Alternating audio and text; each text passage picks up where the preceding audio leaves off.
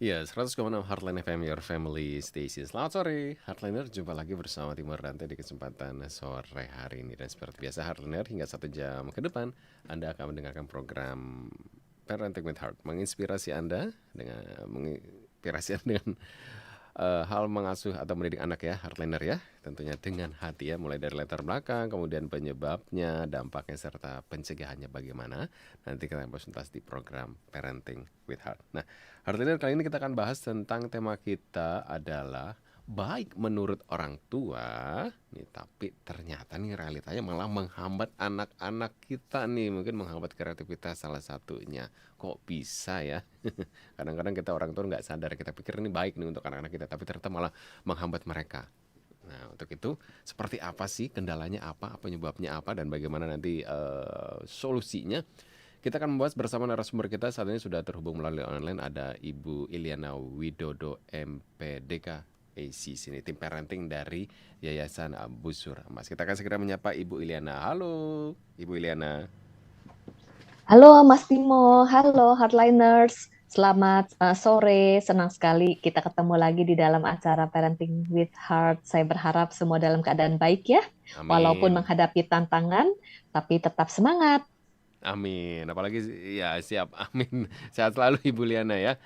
Baik. Ya, Ya, Ibu Iliana, kali ini kita akan membahas ini tentang tema kita nih, baik menurut orang tua, tapi, waduh ini ada tapinya ini Ibu Iliana ya.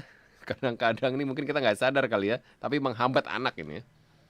betul, betul. Kenapa nih kita milih tema ini nih Ibu Iliana? Ya, ini menarik sekali karena saya percaya nih Mas Timo Mm-mm.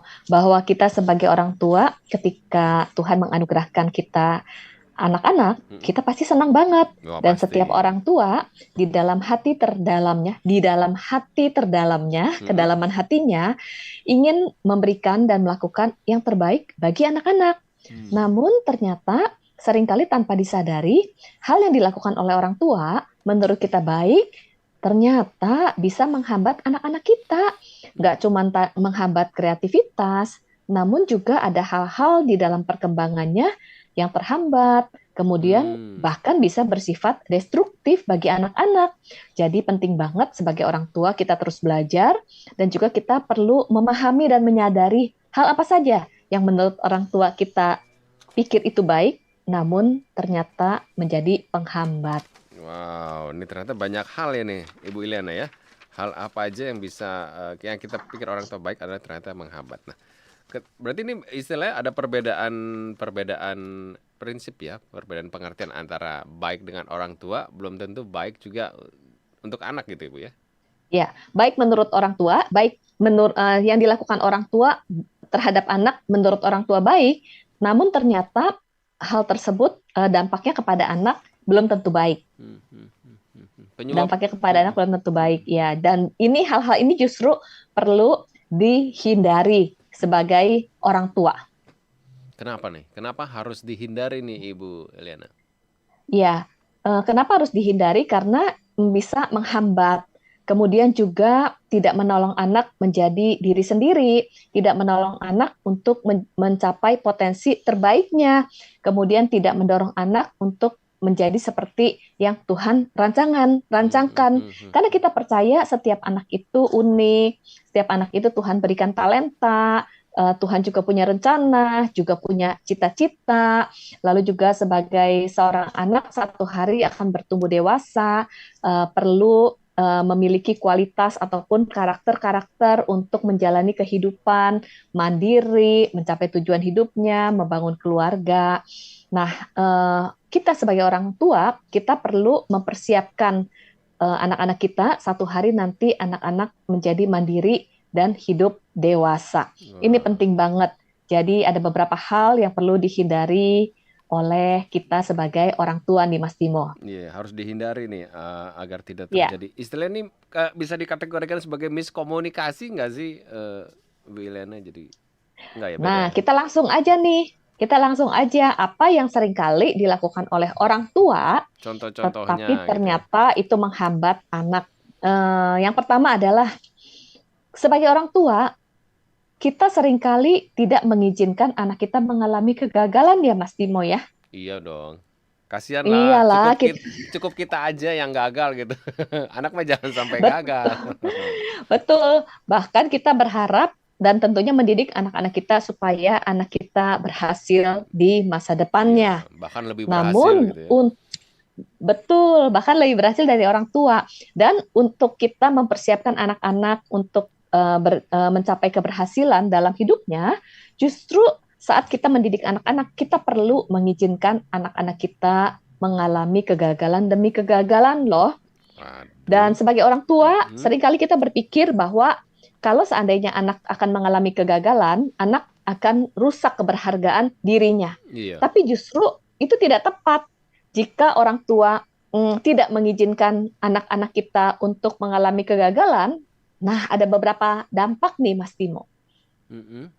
Anak kita akan menjadi pribadi yang takut gagal, bergantung kepada keputusan orang tua, kemudian juga eh, anak jadi tidak termotivasi untuk mengambil keputusan sendiri karena Oh, menghindari kegagalan itu. kegagalan. Mm-mm. Tapi kan, Sebagai contoh, heeh, kenapa Mas Timo? iya. Tapi kan kalau misalkan gagal terus, gagal lagi, coba lagi, gagal lagi, coba lagi, gagal lagi, malah akhirnya itu tadi kan takutnya mereka rasa percaya dirinya malah jadi runtuh ibu karena udahlah aku nggak pinter lah, aku gagal melulu lah. Nah, ini tergantung bagaimana sikap dan respon orang tua ketika anak menghadapi kegagalan. Oh. Yes, dan bagaimana orang tua menanamkan persepsi mengenai kegagalan itu sendiri. Sebenarnya kegagalan adalah hal yang sangat wajar Hmm. untuk kita hadapi di dalam kehidupan dan pasti akan kita alami. Sebagai contoh, misalnya seorang anak sejak dia dilahirkan pun dia akan belajar dan menghadapi kegagalan. Misalnya untuk belajar duduk, kan gagal dulu Hmm, untuk hmm, duduk, hmm, hmm, hmm. jatuh lagi, jatuh lagi. Kemudian ketika belajar jalan, anak akan jatuh lagi, gagal untuk jalan sampai akhirnya jalan bisa berjalan dengan lancar. Seandainya tidak diizinkan untuk mengalami jatuh, ada persepsi dalam kehidupan daripada saya gagal, lebih baik saya tidak lakukan sesuatu. Bukankah ini justru Hmm. akan menghambat pertumbuhan? Oh. Justru supaya kita bertumbuh, kita perlu menghadapi kegagalan dan kegagalan itu adalah pembelajaran. Iya. Just, Nah, jadi bagaimana respon orang tua ketika anak gagal? ma- Kebanyakan nih Mas Timo, respon orang tua ketika anak gagal adalah marahi anak. marah, betul, Kamu mengkritik, gimana sih kan udah kemudian Ai bilang harus belajar. betul, kemudian menilai anak, berkata Hmm. negatif, melebel anak, atau bahkan apa namanya tidak mengizinkan anak untuk gagal, Hmm, lalu hmm, orang tua menjadi hmm, melakukannya untuk anak. hmm, hmm, hmm. Nah, anak ini perlu ditolong agar dapat menghadapi kegagalan dengan baik. Apa Wow. saja? Apa saja? Jadi, yang pertama itu kita perlu memberikan rasa aman kepada anak bahwa kalau anak mengalami kegagalan atau tidak berhasil, orang tua percaya bahwa anak kita bisa bangkit mencoba lagi. Kemudian juga orang tua juga menanamkan bahwa melalui kegagalan ada banyak manfaat yang akan didapatkan Hmm, sehingga anak akan termotivasi untuk melakukannya lagi, mencoba lagi. Sebagai contoh, ketika anak takut gagal, justru anak jadi takut untuk mencoba dan takut untuk menghadapi tantangan di kemudian hari. Tetapi kalau kita menanamkan kepada anak bahwa ada banyak manfaat dari kegagalan, apa saja? Ketika anak gagal dan mencoba lagi, ini membentuk otot-otot atau daya lenting, otot-otot emosi, daya lenting menjadi tahan banting hmm. sehingga anak kita menjadi kuat untuk menghadapi tantangan-tantangan di kemudian hari. Karena kan anak-anak tidak selalu bersama dengan kita. Satu hari ketika anak dewasa, anak akan mandiri menghadapi tantangan, badai kehidupan, problem-problem, dan masalah-masalah yang ada. Ketika anak-anak dilatih, maka akan membentuk daya lenting, Hmm, hmm, resilience, hmm, hmm, menjadi hmm, anak yang tangguh. hmm. Ini adalah manfaat kegagalan yang pertama. Wah, nih. Kemudian juga Hmm, ketika anak gagal, anak akan kecewa kan ya. Pasti Betul. itu. Sedih, Nah, kecewa. betul, sedih, kecewa. Kemudian juga ketika orang tua tetap menerima, orang tua mensupport, lalu anak berproses dengan kekecewaannya, lalu dia termotivasi bangkit lagi, anak akan belajar bahwa di dalam kehidupan inilah yang akan dihadapi, akan mengalami demi kekecewaan, lalu juga memiliki skill untuk memproses kekecewaan, dan dia juga akan bangkit lagi. Kemudian juga kegagalan itu juga kita bisa ajarkan kepada anak saat kita gagal, ini adalah kesempatan untuk mengevaluasi, menilai, mengevaluasi, dan apa yang bisa diperbaiki di dalam kehidupan kita. Sehingga kita menjadikan kegagalan itu adalah kegagalan yang berkualitas. Jadi bukan Betul. disalah-salahin, lalu dicari kesalahannya, namun kita bisa tanamkan, oh dengan kegagalan yang ada, belajar sesuatu sehingga istilahnya kita naik level, Wow. kemudian kita ada kekuatan internal yang dibangun, ada kemampuan kreativitas yang diasah, sehingga ini menjadi stimulasi dan anak-anak terinspirasi untuk lebih giat lagi. Dan kita Hmm. juga bisa berikan contoh-contoh, misalnya seperti Thomas Alva Edison. Wow, mengalami kegagalan berapa kali dan 1000. mencoba, yes, dan akhirnya menemukan Mm-mm. penemuan-penemuan Mm-mm. yang baru. Sehingga bisa dikatakan, yuk marilah orang tua menolong anak menjadikan kegagalan sebagai sahabat. Ini akan menentukan ketika anak gagal, bagaimana anak melihat dirinya atau memposisikan dirinya ketika mengalami kegagalan. Wow, jadi ini ternyata banyak sekali ya pelajaran yang bisa diperoleh anak kita nih ketika terjadi suatu kegagalan gitu ya. Dan juga kita sebagai orang Betul. tua nih responnya juga harus positif nih ya. Jangan buru-buru tidak mengizinkan anak kita gagal, justru ya udah nggak apa-apa kalau memang gagal ya udah diizinkan gitu ya. Mm-mm. Tapi yang Iya, penting atau ngerespon kalau nih. gagal disalah-salahin, Jangan ya dikritik. udah, Iya, jangan mulai saat ini jangan ya trainer ya. Karena betul, betul. berbahaya malah efeknya malah lebih bahaya gitu daripada kegagalannya itu sendiri gitu ya. Betul, betul, Baik, betul. nanti kita akan lanjutkan lagi Ibu Iliana ya. Yang baik Yes, menurut orang tua tapi ternyata ini malah menghambat tumbuh kembang anak. Seperti apa? betul. Nanti setelah ini kita akan lanjutkan lagi. Baik, bagi Harlena yang bertanya boleh di 0819269100, tapi setelah yang berikut ini.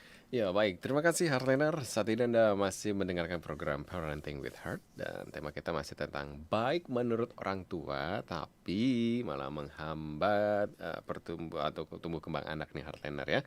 Dan masih bersama narasumber kita ada Ibu Elena Widodo, MPDK, ACC Team Parenting dari Yayasan Busur Mas. Kalau tadi kita sudah di awal sudah mengetahui nih, ada beberapa hal yang ternyata yang wajib diketahui oleh orang tua, yang dimana orang tua ini kadang-kadang berpikir baik seperti tadi, tidak mengizinkan anak mengalami kegagalan, justru malah berbahaya ya, malah lebih banyak baiknya ini kalau misalkan anak kita pernah mengalami kegagalan. Yang penting respon kita sebagai orang tua. Ya, Ibu Liana, kemudian apa lagi nih Ibu? Ya, Mas Timo. Mm-mm. Yang kedua adalah orang tua mengutamakan kebahagiaan anak dan menjadikan kebahagiaan anak sebagai target utama. Iya, ya, ya Wow, itu bukannya benar Ibu ya? Karena kita sebagian orang tua kebanyakan seperti itu berpikir ya Bu. betul banget. Oh, Dan betul. ini menurut orang tua adalah baik. Baik. Ya, kita akan lihat ya. Jadi ini bukanlah mengatakan bahwa kebahagiaan anak itu tidak penting. Namun, mengingatkan kita sebagai orang tua pada saat kita mendidik dan membesarkan anak, nilai apa yang kita tanam bagi anak-anak kita? Ah, Apakah nilai yang kita tanam bagi anak-anak kita adalah kebahagiaan merupakan tujuan hidup yang utama?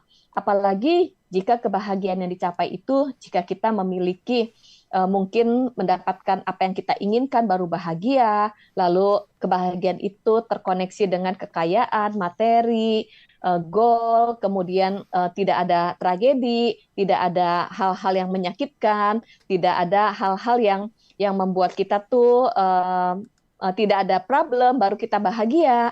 Nah, ini akan mengalami kekecewaan, apalagi juga ditanamkan bahwa anak itu tidak perlu menghadapi kekecewaan.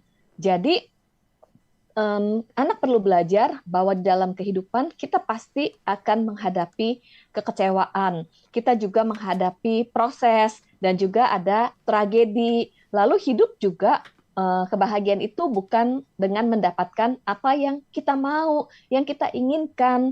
Namun satu sisi juga menanamkan bahwa kebahagiaan itu adalah hasil dari kita melakukan keputusan atau mengambil keputusan-keputusan dengan bijak. Kebahagiaan itu juga hasil dari kita bisa respek kepada diri sendiri, respek kepada orang lain, dan juga kebahagiaan itu juga adalah hasil dari kita melayani dan berkontribusi kepada orang lain ataupun menolong orang-orang yang membutuhkan. Jadi bukan memberikan tujuan bahwa mendapatkan apa yang kita mau baru kita bahagia. Namun bagaimana anak mengerti mengambil keputusan-keputusan dengan bijak dan juga siap untuk menghadapi tantangan-tantangan di dalam kehidupan. Kemudian juga hal yang sering terjadi adalah ketika orang tua mengutamakan kebahagiaan bagi anak, maka orang tua tidak mengizinkan anak untuk menerima konsekuensi-konsekuensi dari keputusan-keputusan yang diambil, meniadakan konsekuensi. Ini juga penting loh, kita perlu mengizinkan anak untuk menghadapi konsekuensi dari keputusan-keputusan mereka. Walaupun ketika anak menghadapi konsekuensi tersebut, kelihatannya anak tidak berbahagia. Namun itu mempersiapkan anak untuk membentuk karakter dan menghadapi masa depan dan kehidupannya di jangka panjang nanti. Mungkin misalkan contoh kecilnya milih es krim, entah itu rasa strawberry atau rasa vanilla, akhirnya memilih lah rasa strawberry. Ternyata asem gitu ya. Ya, betul. Harus terima konsekuensi, ya udah deh dihabisin. Ya, atau ini contohnya juga nih, misalnya konsekuensi itu contohnya ya, ketika anak kita malam-malam lupa membereskan buku untuk pergi ke sekolah. Lalu pagi-pagi membereskan buku-buku pelajaran dengan cepat. Dan akhirnya ada buku atau PR yang tertinggal. Ketika sampai di sekolah, ataupun ketika sudah sampai di sekolah, lalu barulah ingat ada PR yang tertinggal. Lalu info nih kepada supir, misalnya kepada yang gitu mengantar, atau info kepada kita bahwa ada PR yang tertinggal. Nah, itu kan sebenarnya konsekuensi akibat tidak mempersiapkan dengan baik, misalnya karena malam-malam mengabaikan main game, iya betul. Lalu, ya betul. Kemudian kan orang tua tahu bahwa jika ada PR atau hal yang penting yang tertinggal, maka anak akan ditegur, kemudian juga akan mungkin ketinggalan sesuatu pelajaran di sekolah, atau nilainya jadi berkurang. Itu kan konsekuensi yang dihadapi anak. Jadi ketika orang tua meniadakan konsekuensi, orang tua tuh tidak tega anak akan mengalami akibat atau dampak negatif dari keputusannya. Lalu juga orang tua langsung turun tangan nih untuk menolong, gitu. Ya menanggung konsekuensi anak, bela-belain. Jadi cepat-cepat pulang, lalu khusus bawain. Nah saat melakukan ini memang kelihatannya anak akan menjadi damai sejahtera, ya mengalami kedamaian. Tetapi ini hanya sementara, namun tidak melatih anak dan membawa dampak jangka panjang. Jadi kita tidak mempersiapkan mereka untuk masa depan yang menanti mereka. Ini penting banget nih Mas Timo. Jadi berarti harusnya ya udah biarin aja gitu ya. Biar mereka merasakan konsekuensinya gitu. Betul. Kelihatannya kan ini yang dilakukan orang tua kelihatannya baik menurut orang tua, namun berdampak tidak baik. Yes, menghambat anak. Iya. Nah, kita perlu paham juga nih kenapa orang tua seringkali cenderung meniadakan konsekuensi. Berarti ibaratnya kita boleh tega sedikit lah gitu ya. Betul. Tega sedikit. Banyak orang tua yang nggak tega karena orang tua tidak ingin mereka menderita. Orang tua pengen mereka atau anak-anak kita bahagia. Sebenarnya ini kan menunda rasa sakit mereka ya. Karena nanti di masa yang akan datang, anak itu akan mendapatkan konsekuensi dari keputusan-keputusannya. Ketika tidak diizinkan belajar untuk menghadapi konsekuensi, anak juga tidak belajar untuk berpikir, melihat resiko, kemudian melihat dampak, ataupun bertanggung jawab atas keputusan-keputusannya. Jadi ini sebenarnya hanya menunda rasa nggak enak dalam diri mereka, karena di masa yang akan datang mereka akan hadapi. Tapi kalau diizinkan, mereka akan lebih siap. Iya. Kemudian juga orang tua juga nggak rela anak mendapatkan kerugian, misalnya jadi mendapatkan disetrap gitu ya, ataupun mendapatkan konsekuensi nggak ikut pelajaran di sekolah atau nilainya jadi berkurang. Ini kan kerugian yang dihadapi anak. Orang tua kelihatannya baik menolong anak, tetapi tidak melatih anak nanti untuk bisa memecahkan Mm-mm. masalahnya sendiri. Mm-mm. Dan anak juga akan memperoleh kemudahan-kemudahan, tetapi ketika anak memperoleh kemudahan-kemudahan, saat anak nanti menghadapi hal-hal yang sulit, anak menjadi mudah menyerah karena memperoleh kemudahan dari orang tua, menjadi anak yang mudah menyerah. Kemudian juga seringkali orang tua ingin cepat-cepat menolong anak ataupun tidak mengizinkan anak menanggung konsekuensi karena takut kalau nanti dianggap orang tua yang tidak mengasihi anak atau takut nanti dibenci oleh anak Iya, gitu iya. ya. Ini orang tua nggak ngurusin Nah, anak ini. nanti dianggap papa atau mama yang jahat, nggak nolongin anak. Jadi Mm-mm. kalau kita takut bahwa anak-anak tidak mengasihi kita, jadi sebenarnya kita perlu cek dan evaluasi kita, diri kita sendiri. Kita menjadikan penerimaan anak itu menjadi identitas diri kita, kemudian menjadikan kasih anak itu untuk mengisi tangki emosi orang tua, lalu kita menjadi tidak melatih anak. Nah, ini penting banget. Kita satu sisi mm, mengizinkan anak mendapatkan konsekuensi, tapi satu sisi juga kita memberi ruang dan kepercayaan, kalaupun anak menerima konsekuensi dan gagal, kita tetap mengasihi mereka dan Mm. mensupport mereka melihat bahwa ada manfaat dari konsekuensi yang dihadapi dan ini baik untuk masa depan mereka. Nah, ini penting banget nih Mas Timo. Iya, ada manfaat. Nah, itu kan yang kita harapkan Iya, adanya manfaat. Tapi kalau misalkan si anaknya tiba-tiba anaknya nggak berpikir seperti itu, Bu. Kalau misalkan dia berpikir, aduh kok ayah aku tahu ya, tapi ayah aku nggak mau bantuin aku ya. Kan bisa juga ya. si anak berpikir seperti itu. Jadi dipikir, aduh ayah jahat nih gitu. Gimana, Bu? Ini penting banget untuk namanya kalau kita melatih anak ya, ini bukan dari satu momen saja, tapi dari beberapa Oh. kali momen yang ada. Kemudian juga kita menanamkan nilai, dan ketika kita menanamkan nilai, bukan pada saat di mana anak lagi sedih ataupun lagi Hmm. emosinya nggak enak ketika menerima konsekuensi. It's okay, rasa sakit itu perlu ya untuk anak itu belajar mengevaluasi. Dan ketika anak mengalami rasa sakit, kita mensupport anak, kita menerima anak untuk anak bisa memprosesnya dengan baik, bukan menyalahkan ya, bukan Mm-mm. menyalahkan. Lalu ketika anak sudah tenang, kita bisa menanamkan nilai-nilai di situasi yang sama-sama nyaman. Kita menanamkan nilai-nilai dan kita bisa membicarakan apa yang kamu pelajari dari hal ini, Mm. apa yang kedepannya apa yang kamu bisa petik dari pengalaman ini, apa yang ingin diubah dari kebiasaan yang ada supaya berdampak lebih baik di masa depan. Nah, komunikasi ini penting banget dan bisa dibicarakan beberapa kali untuk menanamkan nilai-nilai dalam kehidupan anak. Beda Wah. misalnya dengan tuh kan makanya, papa mama udah bilang, jadi menerima konsekuensi tapi sambil disalah-salahin gitu ya. Papa mama udah bilang, makanya coba dari kemarin kamu tuh beresin, sekarang Mm-mm. kamu rasain. Nah, ini kan beda loh Mas Timo. Tapi biasa kita seringnya begitu sih, Bu. Ya, ya kita jadi terbawa emosi juga. Iya, mm-mm. Betul, Berarti mulai saat ini betul. harus dirubah ya.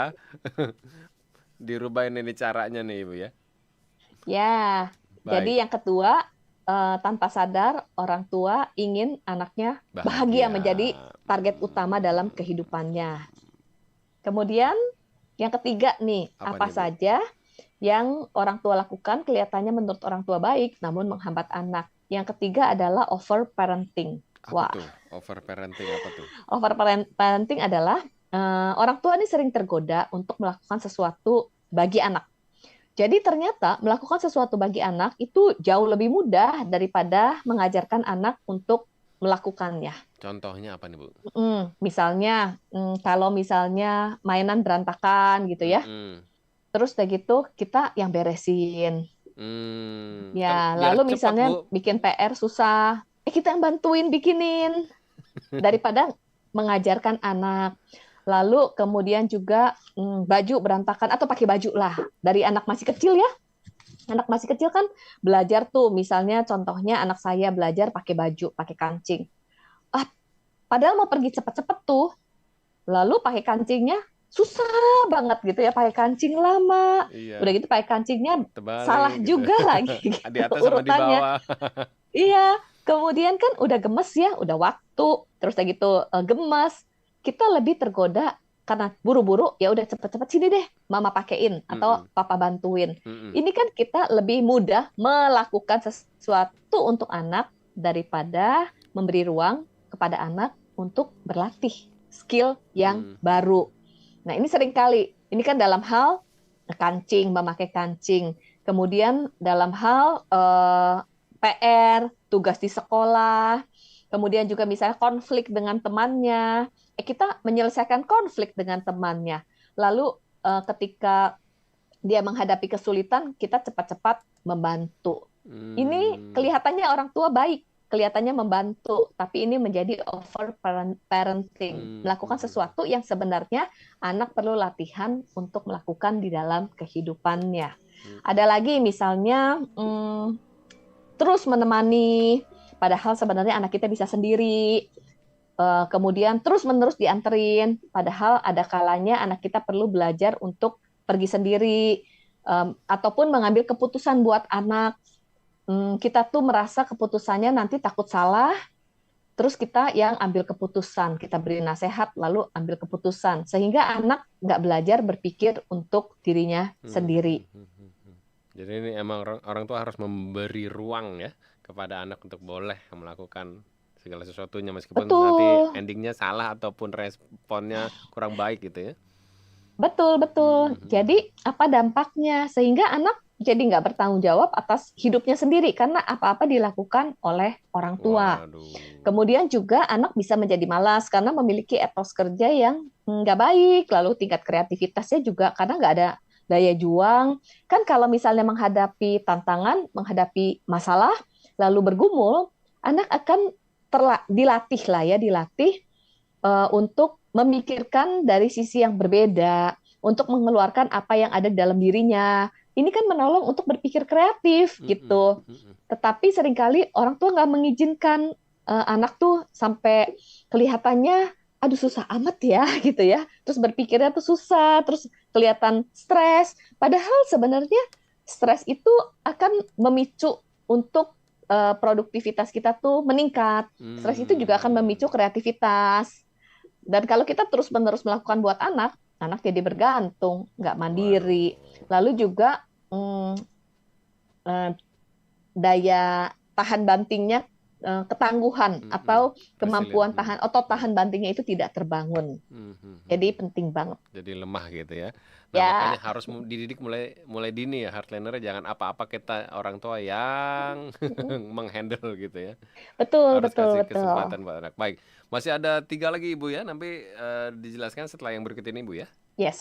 Bagi bagi hardliner yang ingin bertanya boleh di 0819291000 atau saat ini juga sedang live streaming di channel YouTube kita di Heartline Network. Kalau Anda punya komentar ataupun punya kisah boleh berbagi ke kita. Tapi setelah yang berikut ini. Ya, terima kasih Heartliner. Saat ini Anda masih mendengarkan program Parenting with Heart dan masih bersama narasumber kita ada Ibu Elena Widodo MPDK ICC, tim parenting dari Sembus Remas dengan tema kita baik menurut orang tua tapi malah menghambat pertumbuhan anak nih Heartliner. Dan kita sudah mendapatkan informasi nih. Contoh-contohnya ada tiga ya. Gimana orang tua tidak mengizinkan anak mengalami kegagalan, over parenting juga orang tua terlalu mengutamakan kebahagiaan anak ya. Apalagi nih Bu, ternyata banyak ya contoh-contoh keseharian yang kita nggak sadar ternyata malah menghambat ini Bu ya. Iya. Yang berikutnya nih Mas Timom, Mm-mm, yaitu orang tua mengambil keputusan untuk anak, bilangnya sih mengambil keputusan yang terbaik buat anak, tetapi pasti sebenarnya memaksakan kehendak untuk anak. memaksakan kehendak untuk anak. Ya, memaksakan kehendak kepada anak lah, kurang lebih seperti Hmm, itu.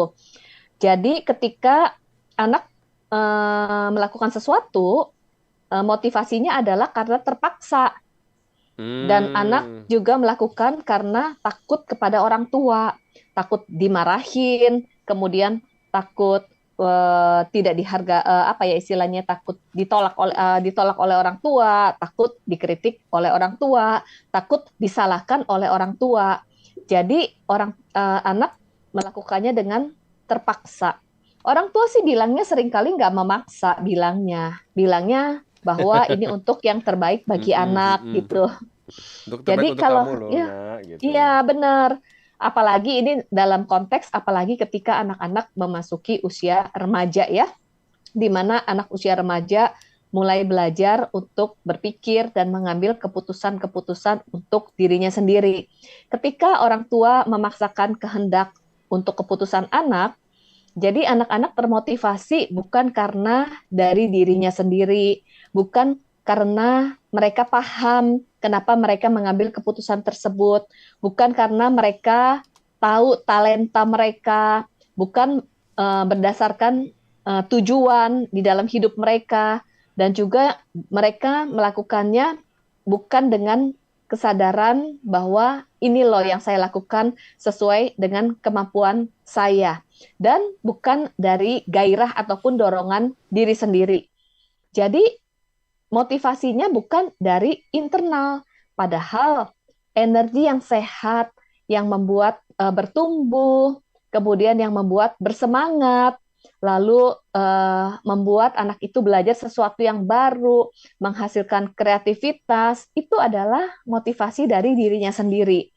Tetapi kalau orang tua memaksakan, jadi anak tuh merasa dia tuh nggak ada yang baik di dalam dirinya. Apalagi ketika memaksakan, lalu orang tua juga mengkritik, lalu juga membandingkan dengan yang lain. Anak jadi melihat bahwa di dalam dirinya ini tidak ada strength, kemudian apa yang keputusan yang diambil tuh salah, lalu juga merasa dirinya nggak penting, jadi semakin meragukan diri sendiri. Nah ini kan sebenarnya kelihatannya untuk anak, tetapi ada hal-hal yang terhambat di dalam diri anak. Iya nih hardliner ya. Berarti waduh, jangan terlalu memaksakan kehendak ya. Memang kalau memaksakan tuh nggak baik bu ya. Betul, betul, betul, betul. Bahkan hal-hal yang kecil, misalnya baju anak lah diatur, kemudian juga suasana kamar, ruang dari kamar, lalu juga punya banyak aturan dan memastikan bahwa menjadi orang tua yang baik dengan menerapkan aturan-aturan yang baik. Lalu juga berpikir bahwa ini semua adalah untuk kebaikan anak. Hmm. Kemudian juga yes. Jadi, Jadi sebenarnya ini kelihatannya menurut orang tua baik, tetapi sebenarnya hal ini justru membuat anak untuk menjadi sulit untuk berinisiatif dari dirinya sendiri. jadi apa nih yang harus dilakukan oleh orang tua nih, Bu, agar bisa merubah merubah pikiran gitu ya, bisa merubah paradigma yang selama ini terjadi gitu.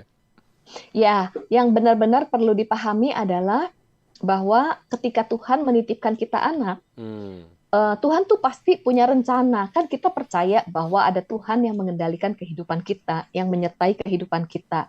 Jadi Tuhan punya rencana bagi setiap anak. Hmm. Lalu sebagai orang tua, kita mempersiapkan anak untuk menemukan keunikannya, kemudian juga untuk menemukan cita-cita dan panggilannya, lalu mempersiapkan anak juga untuk bisa menghadapi tantangan-tantangan di dalam kehidupan, dan juga kita perlu bersiap untuk melepaskan anak menjadi mandiri, nanti satu hari akan membangun kehidupan sendiri, lalu berkeluarga. Sehingga kita mempersiapkan anak untuk menjadi seperti yang Tuhan inginkan. Dan tanpa sadar, orang tua itu menjadikan anak menjadi seperti yang kita inginkan, lalu memegang kendali kepada anak kita, lalu kita ingin anak kita tuh terus bergantung kepada kita, Hmm. kita intervensi, kita selalu pengen tahu urusan anak, dan kita berusaha untuk menolong, Hmm. bukan mempersiapkan anak. Hmm. Jadi tanpa sadar hal ini menghambat anak-anak kita. Contohnya ya, kan anak kalau masih bayi itu betul kita gendong. Tetapi ketika anak udah bisa jalan, kan kita nggak gendong terus-menerus. Bayangin aja kalau anak sampai dewasa kita gendong. Lalu kita genggam, kita cengkeram ya, kita cengkeram, kemudian kita kendalikan. Nah, ini sangat menghambat anak-anak. Berarti Ya, sebenarnya Harusnya kita membiarkan anak kita seperti apa yang diinginkan Tuhan ya, bukan apa yang diinginkan Betul, kita nih. Kadang-kadang betul, orang tua Kak, malah betul. mendrive apa yang kita inginkan gitu ya. Betul, betul, betul. Kemudian juga kita sebagai orang tua juga kita perlu memahami musim kehidupan. Jadi ada musim-musim kehidupan di dalam perkembangan anak. Ketika anak kita batita, balita, usia SD, usia remaja, lalu memasuki usia dewasa muda, tugas orang tua itu berbeda dalam setiap musim kehidupan anak. Jadi jangan sampai ketika anak kita remaja, lalu kita mendidik anak-anak kita seperti masih bayi. Hmm, Kita hmm, hmm. mengontrol, ya. Lalu ketika anak-anak kita membuka dirinya untuk bergaul, belajar dari komunitas, belajar dari luar, lalu kita tetap memaksakan anak kita. Kemudian ketika anak-anak kita rindu berdiskusi, tapi kita terus memaksakan kehendak, mengkritik, lalu kita terus menggurui, tidak menjadi teman dan sahabat bagi anak. Kita juga perlu memahami musim-musim kehidupan anak-anak kita dan mendidik dengan cara yang berbeda di dalam setiap musim Musim kehidupan atau kehidupan ya. setiap tahapan perkembangan. Nah, Kemudian juga orang tua perlu refleksi apa yang menjadikan kita sebagai orang tua tidak mengizinkan kegagalan. Apa yang membuat kita sebagai orang tua, kita tuh memaksakan kehendak dan menjadi mengkontrol anak kita dan memaksa anak kita menjadi seperti yang kita inginkan. Jangan-jangan kita punya cita-cita yang tidak tercapai, lalu kita ingin anak kita menjadi menebus cita-cita kita yang tidak tercapai. Dan kita juga sebagai orang tua, kita perlu bisa belajar menerima diri kita sendiri. Itu penting banget loh, Mas Timo. Contohnya kita sebagai orang tua seringkali kita nggak bisa terima diri kita sendiri menjadi orang tua di mana anak kita bergumul, mengalami kegagalan, dan ketika anak gagal kita menganggap kita sebagai orang tua yang gagal. Nah, kalau kita nggak bisa menerima situasi bahwa di dalam kehidupan anak kita akan mengalami pergumulan, kita sebagai orang tua mengizinkan anak kita mengalami pergumulan, kalau kita nggak bisa terima itu, kita akan terus memegang kendali. Dan kita ingin menjadi melakukan banyak hal untuk anak-anak kita. Dan kita juga nggak bisa mensupport ketika anak gagal, kita menjadi khawatir dan cemas, kita menjadi orang tua yang jadi panik. Padahal ketika anak kita gagal, kita bisa kalau kita memiliki persepsi ini adalah pembelajaran yang baik buat dia, kita bisa menerima anak kita apa adanya loh. Kita bisa mengasihi anak kita ketika dia berhasil, ketika dia gagal. Ini penting banget untuk ditanamkan kepada anak bahwa dia diterima apa adanya, baik dia bergumul, baik dia berhasil, baik dia gagal, dia tetap dikasihi. Nah, ini yang menjadi seperti seperti support yang akan menguatkan anak kita. Ini penting banget. Lalu juga orang tua perlu menjadi teladan dalam arti menceritakan bahwa di dalam kehidupan kita mengalami pergumulan dan kita juga mengalami kegagalan dan hidup itu adalah perjuangan. Kita ceritakan pergumulan kita, story hidup kita, apa saja yang kita pelajari sehingga anak melihat, oh ternyata kita sebagai orang tua pun kita memiliki pergumulan dan itu adalah hal yang oke. Nah, seringkali saat kita mengalami pergumulan, kita nggak mengizinkan anak kita mengalami kesusahan hidup seperti kita. Tapi kita bisa sharingkan pengalaman-pengalaman hidup kita melalui hal-hal yang sulit, apa yang kita dapatkan, pembentukan apa yang kita dapatkan. Nah, disitulah anak-anak akan belajar mutiara-mutiara kehidupan dari pengalaman hidup orang tua, dan itu menjadi modal dan bekal buat anak-anak kita. Lalu juga banyak orang tua sebenarnya nggak siap untuk melepas anak. Kita perlu paham bahwa anak kita itu nggak akan selalu bersama kita terus-menerus. Satu hari kita siap melepaskan mereka, mereka mandiri. Nah, ada banyak orang tua yang terus nempel kepada anak. Ini juga kelihatannya baik, kelihatannya ingin memenuhi kehidupan atau kebutuhan hidup anak, namun sebenarnya ini menghambat anak untuk menjadi diri sendiri, untuk dewasa, dan untuk mandiri. Hal ini penting banget untuk kita perhatikan nih, Mas Timo. Wow, ini banyak banget nih. Hari ini kita belajar banyak banget nih, Ibu Iliana ya. Yang hal-hal kecil gitu yang kita pikirin baik buat anak kita, tapi malah justru menghambat tumbuh kembangnya anak kita ya. Baik, Tuh. Ibu Iliana, terima kasih nih. Mungkin bagi Heartliner, oh ya tadi ada pertanyaan, mungkin pertanyaan terakhir, ada beberapa pertanyaan dari Toar Rinaldi. Bagaimana membentuk karakter Kristus pada anak sedini mungkin, pada usia berapa? Bagaimana caranya? Terima kasih. Kemudian juga ada Pak Roy. Selamat sore Ibu Iliana. Apa benar kalau anak laki-laki kenakalannya nurun dari bapaknya, dari papahnya gitu ya? Perasaan saya masih remaja nggak bandel gitu. Terima kasih Ibu Lena. Iya, dijawab sekarang, Mas Ya boleh Timo? boleh boleh. Oke, oke. Saya mencoba menjawab pertanyaan yang kedua. Ini menarik sekali. Menurun dari papanya, menurun dari mamanya.